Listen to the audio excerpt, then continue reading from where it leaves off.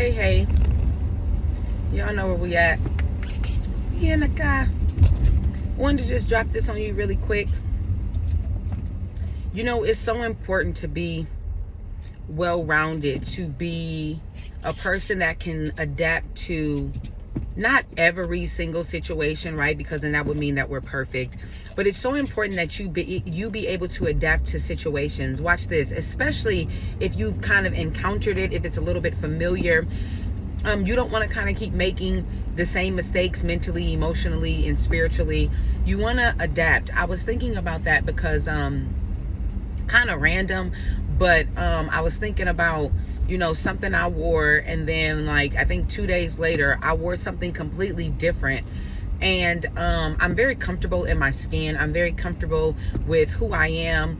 Also, where I'm from, you know, you guys have heard me say this time and time again. We're very versatile in Milwaukee. We're very fashion forward, if you will. And so also growing up, my mom put me in a predominantly white school, which there's nothing wrong with that, but you know, I lived in the inner city, so I was exposed to so many different aspects of life, right? And sometimes people can say, when they're not mature, they may say, oh, when you do that, that's acting fake, you're not being your authentic self. But it's so important that you know how to not even just change or alter or be adaptable to certain environments, but even how we deal with people, right? I'm a suicide counselor. So the way that I would talk to a child who's 10 years old that's suicidal is the complete different. There's a complete difference in what I would say to someone who's 80 years old. And I've talked to both age ranges, right? What I may say to a 20-year-old, I may say something a little bit different to a 20-year-old male. And it does not mean that you're judging them by anything. It just means that in these moments, I have to be able to assess quickly. I have to be able to move myself out the way, my thought process, right? I have to be able to understand the individual very quickly, especially if they're in a crisis. And if I'm just one-dimensional in my mind and my actions and the way that I perceive things, not only does that fail me in terms of how I help people and assist people and how I view things, but it fails me as an individual. And so being well-rounded doesn't mean that you're fake, or doesn't mean that you change. Oh, you trying to act like this because this group of people is around. No. The Bible talks about I became all things to win some. And so it doesn't mean that you're becoming that because that's the identity you want to take on. It just means you're well aware of the environment, the circumstance, the situation, right? The people. I should be able to go into a business meeting with the CEO and be able to have a conversation about business, about finances, right? I don't have to know every single thing, but can I conduct myself in a way to where I can seek a benefit from, and or I can be beneficial to someone else? And so a lot of the times when we're dealing with people that are not mature, they'll say that as, oh, you're not being authentic, you're not being authentic, you're being fake, or you switching it up, or you're changing. No, it means that I have learned to adapt. And this is why I'm saying it's not just about people, because a lot of us don't know how to adapt to situations, because the situation gets the best of us, right? If someone mishandles us, treats us wrong, it gets the best of us mentally and emotionally, and we don't know how to adapt to that. We don't know how to realize, wait a minute, this is just adversity. I don't have to cry for weeks and weeks and weeks and asking God, why? I got to be able to adapt to the storm, because I know the storm is not going to last always. I got to just be able to adapt, get a raincoat, get an umbrella, right? Maybe I need to stay in the house. Maybe I need to make sure my tires are okay. So therefore, if I'm in a storm or if it's snowing outside, is it black ice, right? So that you have to think of it in that concept. It's not being phony. It's, are you falling subject to the situations, or are you commanding the situations, the environment or the individual to become subject to you? It doesn't mean you have to lose who you are. It doesn't mean you have to showcase something that you're not. But it's like, wait a minute. If I'm in a room full of police officers, what is my language? What is my attire? What is it that I can use wisdom to say? How will they perceive things? What type of language will they be speaking? Can I understand it? Can I adapt? Or am I just going to walk into a room full of cops and say, oh, everybody just killing everybody, and I don't know how to conduct and have a healthy, positive meeting for the benefit of myself, my people, other individuals, and for them. Some of us don't know how to adapt. We so afraid to apply for certain jobs because we don't think we're qualified enough. But instead, equip yourself so that you can get a job that's paying more, so that you can chase your goals and your dreams. Some of us see ourselves and think, I'll never be able to own a business or run a business, or I'm never going to be able to budget, or I'm never going to be able to scale my business. No, adapt to the situation, learn, equipped. Talk to the right people, surround yourself, find groups on Facebook, find groups on social media where they're talking about how to scale your business, first-time business owner, first-time parent, right? If you've never had children before and you all of a sudden become pregnant, you have to adapt to that pregnancy. You have to adapt to the birth, right? You have to adapt when you bring the baby home.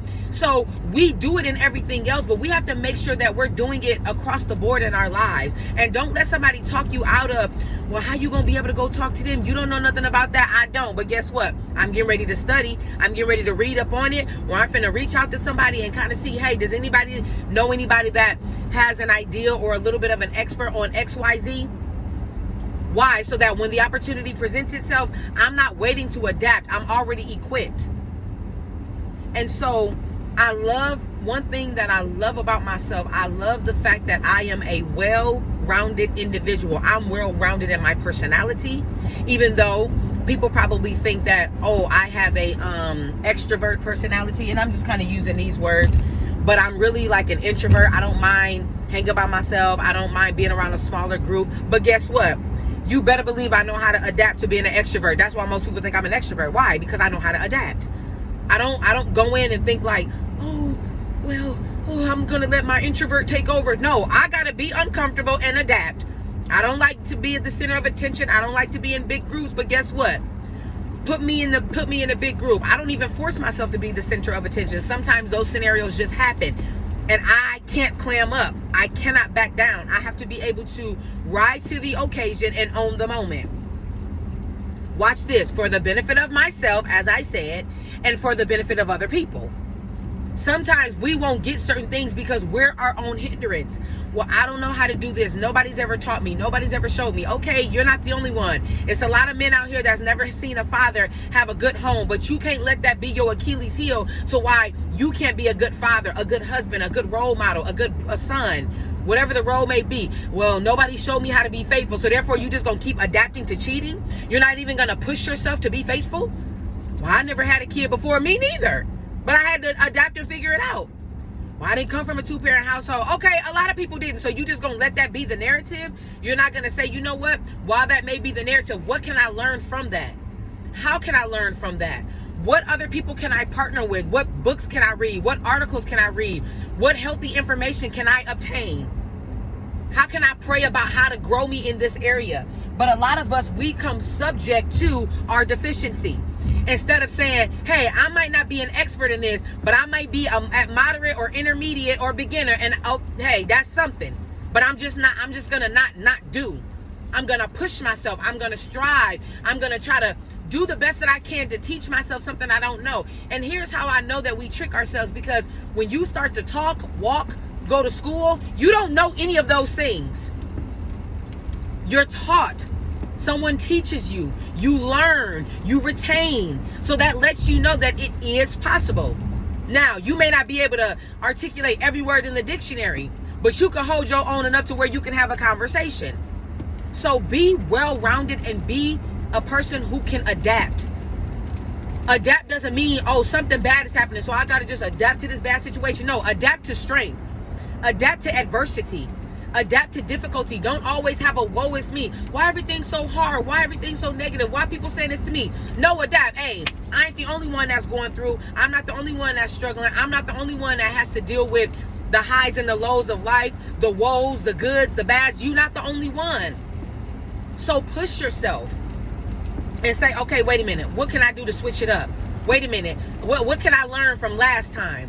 How can I encourage myself from last time? How can I do better from last time? Watch this. How can I learn from even the good things that I've done? The positive things that I've done? Okay, last time I killed that last scenario. Man, I thought that thing was finna take me out. Man, and I realized I didn't even cry that long. I didn't even trip that long. I didn't even let that thing make me budge that long. You know what? It's all good. Everybody make mistakes. Everybody do stuff. But I'm not finna let it get me. Before it used to get me. Before it used to take me out. Before I used to be emotional. Before I used to go to God as a victim. Now I be like, you know what? I ain't no victim. God, you know the journey. God, I can't control people. I can only control me. It's me and you, God. God, I can't always control every part of the situation. But with me and you will tell me the parts I can control. And the rest, it's up to you. I'm going along with it, and I'm going to be in position to hear from you so that you can guide me. God, tell me the areas I need to be adaptable in. God, tell me the areas I need to be well-rounded in. Watch this. It's not always in your actions. Some of us need to be well-rounded in our way of thinking. Some of us need to be well-rounded in the way we communicate. Some of us need to be well-rounded and adaptable in the way that we think and how we talk to people and how we treat people. Because we think that, oh, because it was like this, that's how it's always going to be. Guess what? I grew up in a complete different era. But if I only parent my son from the era I grew up in, I would be doing him a disservice. I have to be adaptable. What are kids looking at now? What are they doing now? What are they falling subject to now? What are the goods? What are the bads? And then I have to measure that based on my son, his personality, how I parent, other outside factors, right? The way his dad parents, the way teachers may talk to him, the way he interacts with his peers. But if I'm just so oblivious and because I'm stuck in my 2000 era and how I grew up, I can't do nothing with that. I got to be able to say, what can I use from that and what can I learn from that? So we can't just be adaptable and well-rounded in the areas we're most comfortable in.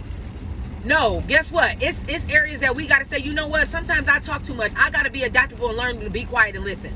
You know what? Sometimes I jump to conclusions. I got to be adaptable and learn to slow down. Be anxious for nothing. You know what? I got to be adaptable to receive constructive criticism. So therefore, if God is trying to get me to see something about myself and he uses somebody, I don't want to always take offense. I want to be able to say, wow, thank you. Thank you for telling me that, especially if you have my best interest at heart. But a lot of us will miss out on people, places, things, and the next level in our lives because we so stuck in the way we think. We so stuck in our ways. We don't want to hear God. And if we do hear God, we only want to hear for the moment, because the moment the test come, you done failed it 50 times over, and he like, you got to learn to adapt.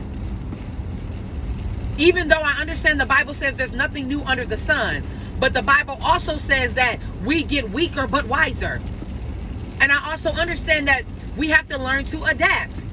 Yeah, it's nothing new under the sun, but that does not mean, imagine if doctors was performing open heart surgery based on how they was performing open heart surgery 70 years ago. Why not adapt to the level of technology that can be a benefit to the individual and your skill set? Oh no, we don't use those tools because back in 1965, we didn't use that. I can only do it one way. Wait a minute. But take what they did from there and also see where you can grow. Right? So we sometimes can be a hindrance to ourselves because we don't want to adapt. We don't want to change. We don't want to be open-minded. Oh, no, that's not it. Well, then, yeah. So when it says that there's nothing new under the sun, that could, for that particular example, it could mean we're going to keep having open heart surgery. We're going to keep going about it with the basics, opening them up, opening up the chest cavity. And the goal is to give them a heart, or, to make the heart do da-da-da-da, whatever all that goes into it. I'm not a doctor. However, that's not new under the sun. But guess what? The way the mind, also what's not new under the sun, people being innovative. People finding ways to create better technology. That's not new under the sun. We should always be thinking and moving forward. But now we have a new tool.